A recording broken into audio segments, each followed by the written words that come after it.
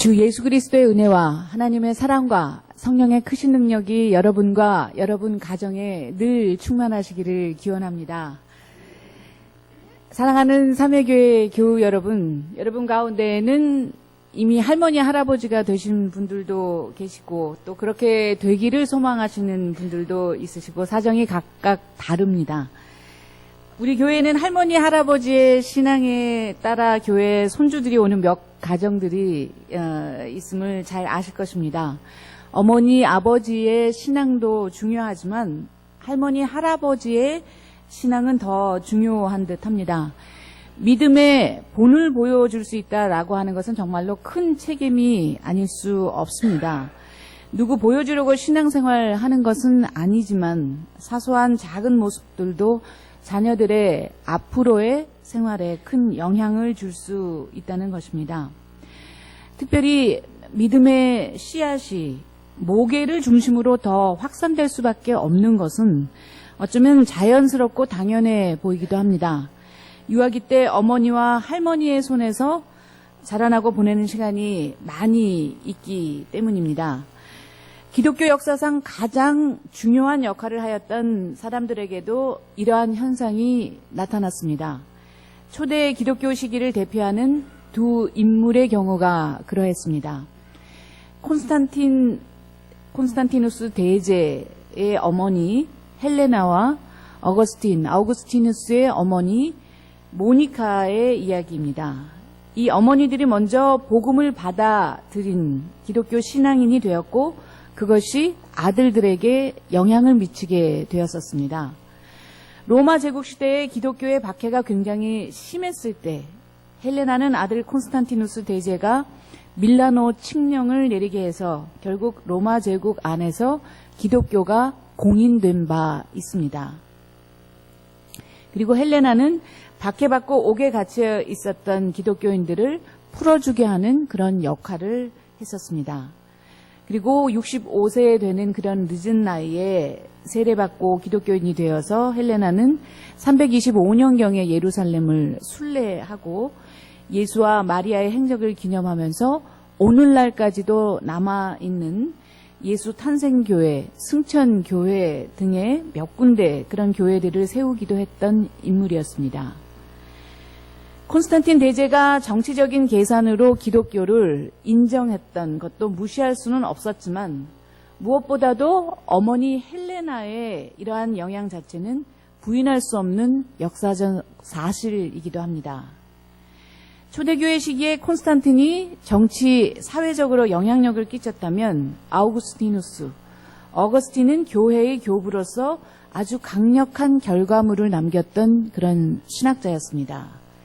어거스틴 이후의 신학의 역사는 모두 어거스틴에 대한 끊임없는 재해석의 역사라고 보아도 과언이 아닐 것입니다. 그런데 어거스틴은 교회사에서 그 이름이 지닌 무게와는 달리 처음에는 젊은 시절에는 기독교를 오히려 부인했었고 어머니의 뜻도 철저히 거역했던 그런 인물이었습니다. 여러 가지의 사상적인 방황 끝에 그는 마침내 기독교에 귀하게 되는데요. 자신의 삶을 회고하면서 쓰게 됐던 고백록에서 그의 어머니의 기도가 그의 회심에서 얼마나 중요한 역할을 했는가를 잘 밝혀주고 있습니다. 물론 이 두 어머니에게는 자기 아들들만이 잘 되기를 바라면서 로마 제국의 정치 권력의 중심부에서 이들이 살아가기를 바랬던 그런 이기적인 욕심들도 있음을 무시할 수 없고 사실 비판적으로 보아야 될 점도 많이 있습니다.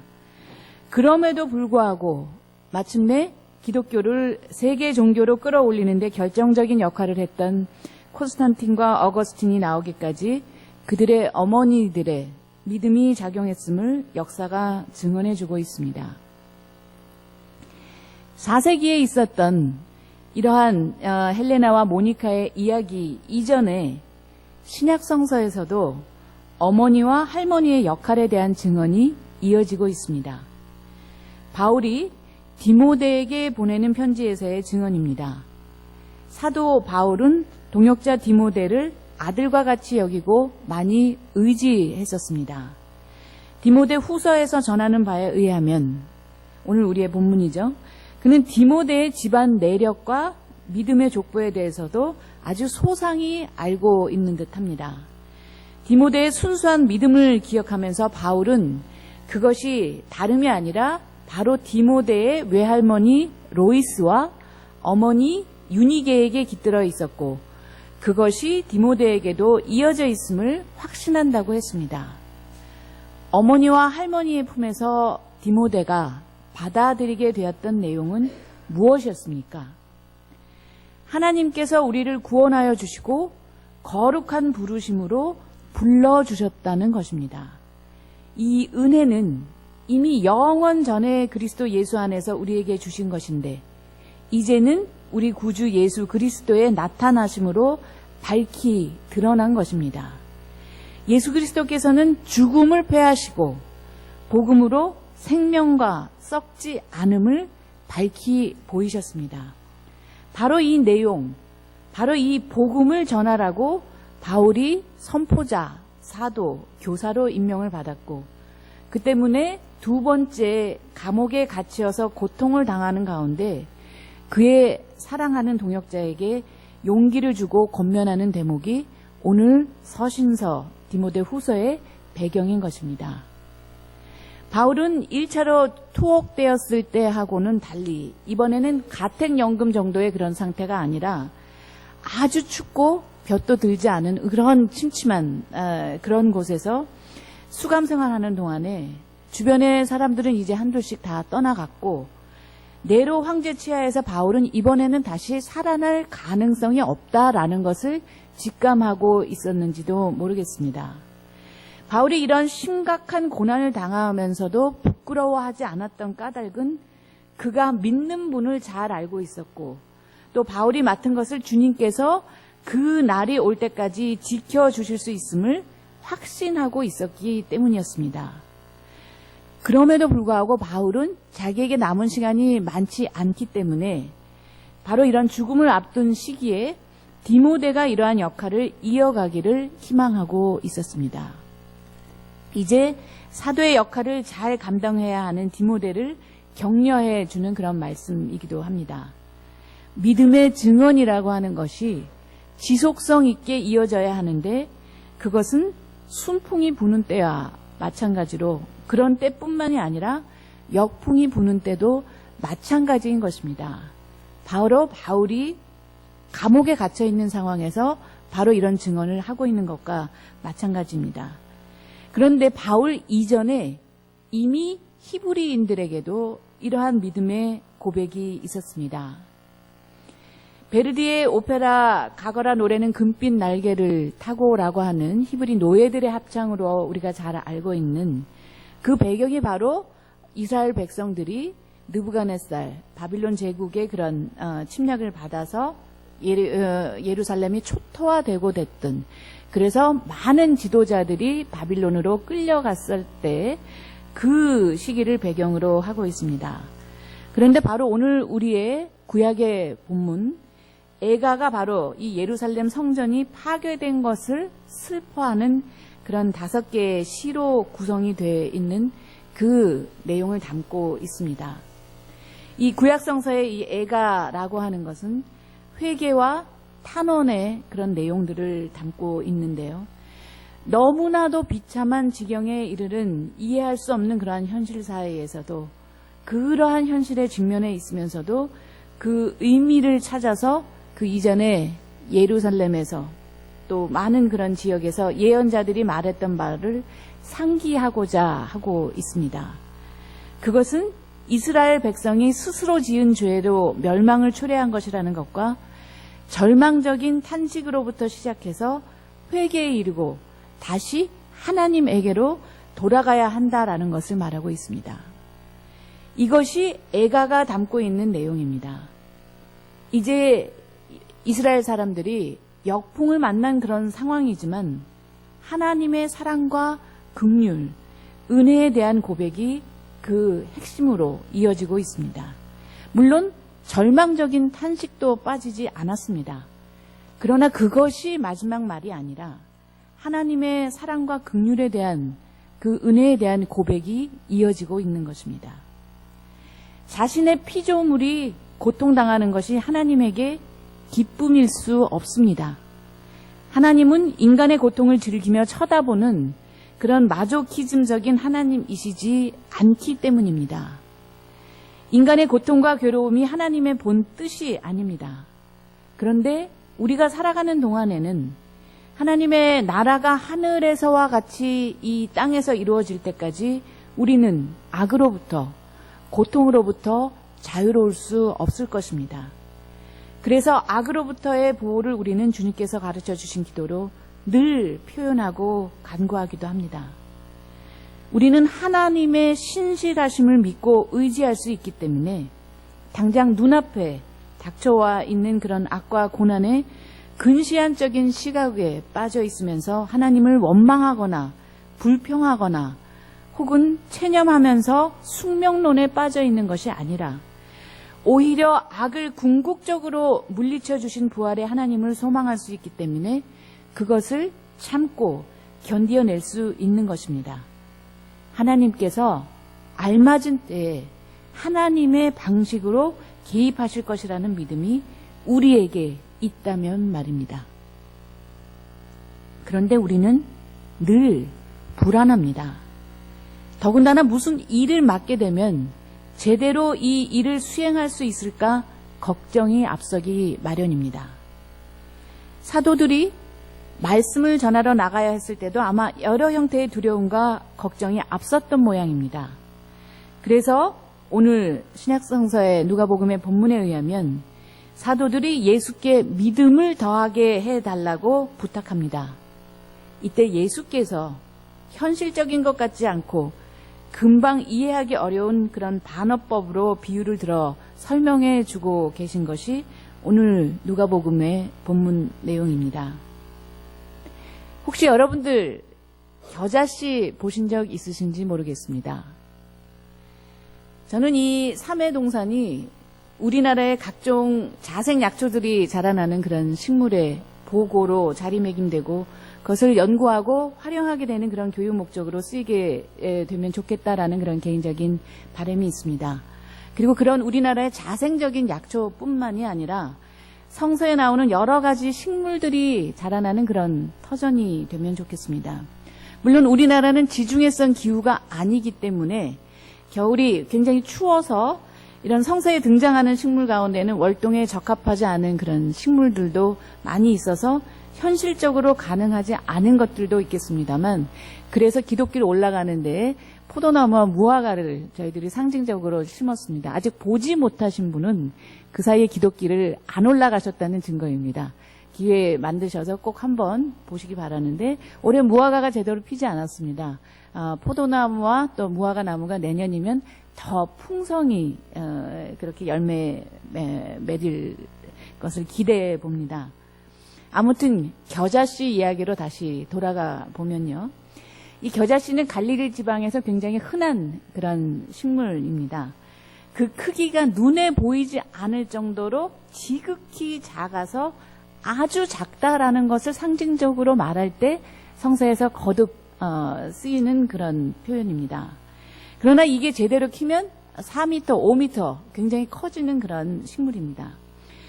믿음이라고 하는 것은 이렇게 계량화된 크기로 잴 수 있는 것은 아니지만 영적으로 혹은 눈에는 보이지 않지만 그렇게 겨자씨처럼 작지만 하나님 나라에 이르게 될 때까지 그것이 성장해 갈 수 있는 가능성을 말해줍니다. 크다, 많은 것, 강한 것을 선호하는 우리에게 그러한 가치만을 쫓아가지 말고 나노 수준의 아주 미세한 그런 겨자씨만한 믿음이라도 이미 우리 안에 있다면 그 믿음을, 그 가능성을 적절히 활용하라라는 그러한 내용을 보여주고 있습니다. 얼핏 보면 별 연관이 없어 보이는 두 가지 이야기가 이 본문 안에서 같이 엮여져 있습니다. 겨자씨와 뽕나무의 초현실주의적인 표현에 이어서 이번에는 노예와 주인과의 이야기가 나옵니다. 1세기의 시대상을 반영하고 있는 그런 내용입니다. 물론 문자주의적으로 읽으면 예수께서 모든 사람들을 평등하게 대하지 않으시고 오히려 노예 제도 자체를 인정하고 있는 듯한 그런 인상을 남깁니다. 당시 로마 제국의 토지 개혁으로 인해서 빈부격차는 더 커졌고 많은 사람들이 소작농으로 전락해서 농노와 같이 살아가던 그런 시대 상황을 반영하고 있기도 합니다. 그런데 예수께서는 이 비유를 통해서 밭 깔고 양치고 지칠 대로 지쳐서 밭에서 일하고 돌아와서 쉬지도 못하고 배고픈데도 바로 먹지도 못하고 그 다음에는 주인이 먹는 동안 허리 한 번 제대로 펴지 못하고 시중을 들고 가사노동의 2중 3중의 일을 더해야 하는 그런 노예 상황을 말하고 계십니다. 그런데 중요한 것은 주인을 섬기고 묵묵히 맡은 일을 하라라는 그런 내용을 전하시면서 이 비유를 말씀하셨던 것입니다. 쓸모없는 종이며 마땅히 해야 할 일을 했을 뿐이다 라고 말하라는 것입니다. 주인과 종의 관계로 볼 때 억압자의 편에 서서 억압 당하는 사람들을 오히려 도와주시지는 못하고 현실 체제를 유지하는 데 도움을 주는 표현으로 이 본문이 익힐 수도 있겠습니다. 문자주의적으로 그렇게 읽을 때 굉장히 위험한 그런 본문입니다. 믿으면 만사 형통한다라는 것을 마치 나에게는 어떤 형태의 고난도 비껴간다. 그래서 마술처럼 생각하게 된다면 말입니다. 그리고 공상 영화에서 보는 듯한 초자연적인 현상을 내가 마치 이룰 수 있을 것이라고 착각한다면 말입니다. 그러나 이 말씀은 믿기만 하면 다 된다라고 하는 최면을 걸으라는 것이 결코 아닙니다. 개혁신앙의 핵심은 우리의 마음과 믿음의 분량이 모든 것을 이끌어가는 힘이라는 것을 자랑하게 하지 않습니다. 또한 외형적으로 드러나는 물질적인 축복과 성공만을 하나님을 향한 신앙을 가늠하는 척도라고 말하지도 않습니다. 만사 형통한다, 믿으면 만사 형통한다라고 하는 그러한 것으로 인간의 자기 최면을 정당화시키는 것도 아니고 그와 반대로 인간은 아무것도 할 수 없다라는 그런 염세주의나 도덕적인 패배주의에 빠지게 하는 것이 결코 아닙니다. 우리가 놓치지 말아야 할 것은 그 어떤 고난이 생길지라도 우리의 주님께서 그 안에서 우리를 방치하시지 않으시고 우리를 붙들어주고 계시다고 하는 그 사실입니다. 십자가 위에서 예수께서 말씀하셨던 엘리 엘리 라마 사박단이라고 하는 어찌하여라고 하는 그 표현이 하나님에 대한 원망이 아니라 그럼에도 불구하고 나를 버리시지 않을 것이라고 하는 강력한 반어법인 것처럼 말입니다. 오늘 이 본문에서 예수께서 말씀하신 핵심은 우리의 믿음과 한번 연관지어 볼 그러한 이야기입니다. 즉 겨자씨 이야기와 분리해서 볼 수 없는 것입니다. 우리에게 믿음이 많고 적음이 문제가 아니라 비록 겨자씨와 같이 극히 미세한 믿음이 있다 하더라도 지속성 있게 그 믿음을 갖고 달려갈 길을 다 달려가라라고 하는 그러한 말씀입니다. 믿음이 있다고 우리의 행실의 업적이 대단하다고 떠버릴 것이 아니라 우리의 행실을 따라 하신 것이 아니고 오직 하나님의 계획과 은혜를 따라 하신 것이라고 말해야 할 것입니다. 이 은혜가 우리에게 값없이 선물로 주어졌음을 증언하라라고 하는 것입니다. 근데 그 쓸모없는 종이라는 표현이 또 이번엔 우리에게 또 걸림돌이 될 수 있습니다. 아, 하나님의 은혜로 이 쓸데없는 자라는 그 찬송이 있지 않습니까? 저에게 여성 목회자가 되라고 권했던 목사님께서 항상 강조하시던 일화가 있습니다. 찬송가 중에서 가급적이면 부르지 말아야 될 찬송가가 바로 이 쓸데없는 자라는 이 표현이 들어간 이 찬송이라고 말입니다. 어느 곳에 가서 설교를 하시고 강단에서 딱 이 말을 강조하시고 내려오니까 딱 부르는 찬송이 바로 이 쓸데없는 자, 이 찬송이었다라는 말씀을 자주 하시는 종이 있었는데요. 종이라는 표현을 성서에서 얘기할 때 항상 그 형용사가 이 쓸모없는, 오늘 이 본문에서도 이 표현이 있습니다. 하루 종일 들판에서 일하고 집에서 또 주인을 섬겼던 그런 종이 결코 그렇게 쓸모없는 종은 아닐 것입니다.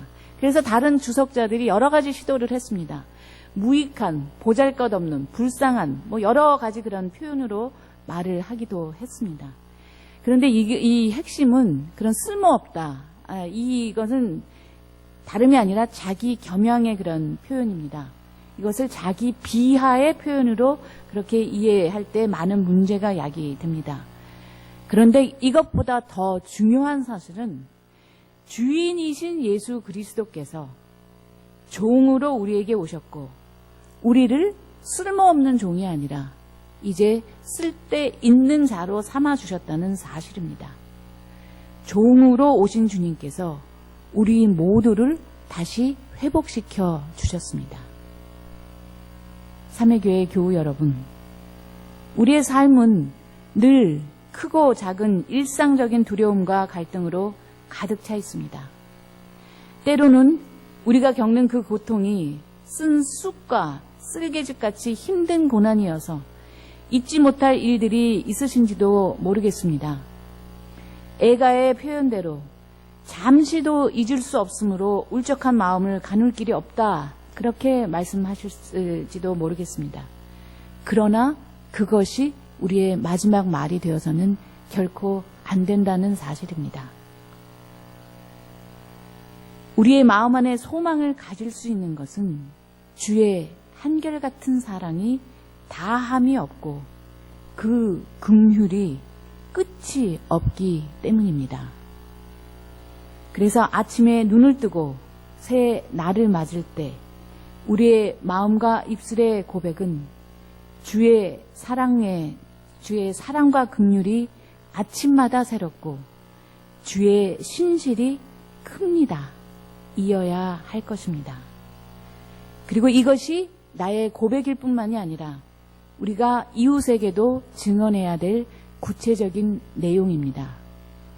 우리 삼회교회 교우 여러분들이 사시는 그 모든 장소에서 주의 사랑과 긍휼이 아침마다 새롭고 주의 신실이 크십니다. 라고 하는 그 고백이 끊임없이 이어지게 되기를 간절히 기원합니다. 아멘. 함께 묵상 기도 드리시겠습니다.